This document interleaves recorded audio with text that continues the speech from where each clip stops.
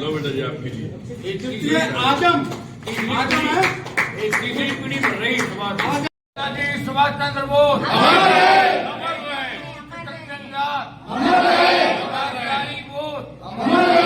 भारत माता की महात्मा गांधी की सरदार भगत सिंह की चंद्रशेखर आजाद की वीर सावरकर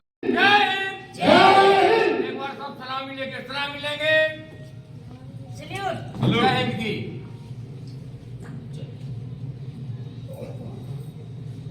धन्यवाद। सुभाष चंद्र बोस जी की जयंती पर हमारे झांसी के जो हमारा परिवार यहाँ आया हुआ है उन सबको, बाकी हमारे सम्मानित मंच पर भाई साहब रघुवीर कुशवाहा जी, इंद्राराम भाई साहब, हमारी दीदी और जिन्होंने इसमें बच्चों ने भाग लिया, हम सबका अभिनंदन कर दिया।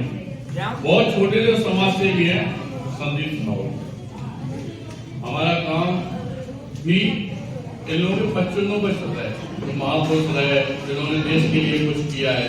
हमारे यहाँ की कैसे कावज हुकम छोटा सा ऑफिस सिर्फ सहायता के लिए ही खोले और दूसरों के दुख दर्द में बिना जात पात के बिना किसी के उसमें हम लोग सहयोग करते हैं।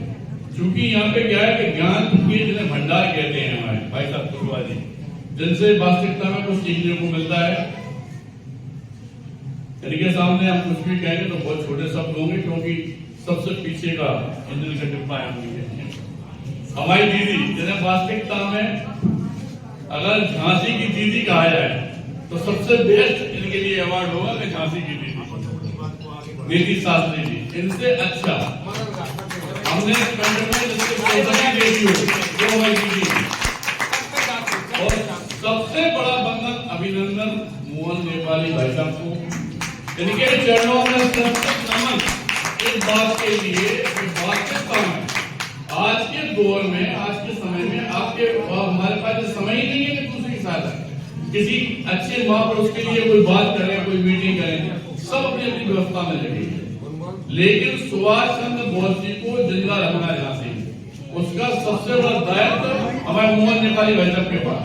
और अगर इन्हें हम लोग बुंदेलखंड सुभाष चंद्र बोस कहें तो जीवित कम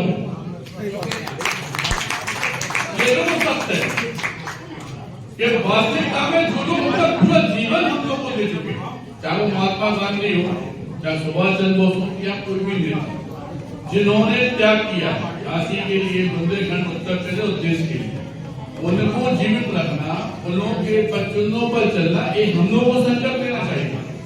और उसका बहुत बड़ा दायित्व हमारे मोहन नेपाली जी भाई साहब इस उम्र में, मतलब हमने 90% लोग इस उम्र में आराम करते हैं, उसमें वो घर घर जाकर अपनी बात बताते हैं, अपना जुलूस निकालते हैं। अभी हमने देखा पैदल जाना और पैदल आना, और वो भी बहुत ऊर्जा के साथ, जे इनके वास्तविक चरित्र को अपन लोगों को दर्शाता।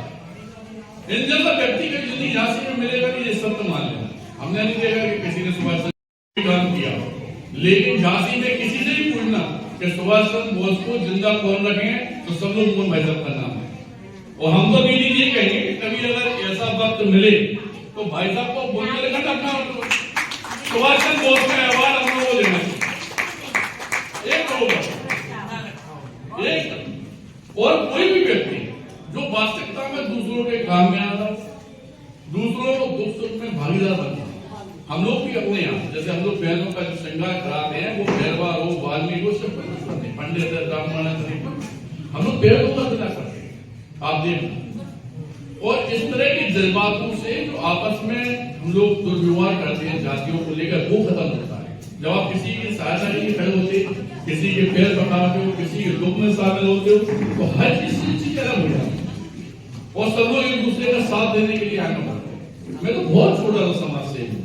मार्गदर्शन किसका है? कभी दीदी से कुछ सीखी है, कभी भाई साहब कुशवाहा से कुछ सीखी है, क्योंकि इन लोगों की बोली बंदना ही इतनी मतलब सुंदर होती है कि मुझे लगता है कि बैठ के से कुछ सीख लो। अभी थोड़ी देर पहले हमारे मित्र हैं भाई साहब संजय भैया त्रिपाठी जी बता रहे थे, कह रहे भैया को ऊपर बैठे थे कि जब वक्त मिलता है हम भाई साहब के घर में चले जाते 2 घंटे। तो ये हमारे झांसी के प्रेरणा स्रोत को बैठे हैं। इन लोगों का जीवन कितना है कितना नहीं मालूम, ये सब बताता क्या था, लेकिन भगवान करे हमारे सारी जिंदगी इन लोगों ने जो वास्तविक काम है हमारी झांसी की धरती के लिए, जिस जन्म हमने दिया बिरासी भाई धरती के लिए, हमारे बुंदेलखंड उत्तर प्रदेश के लिए कोई भी आदमी काम करेगा, उसे कहीं भी जरूरत होगी, हम हमेशा उसके संग में हमेशा। जय हिंद।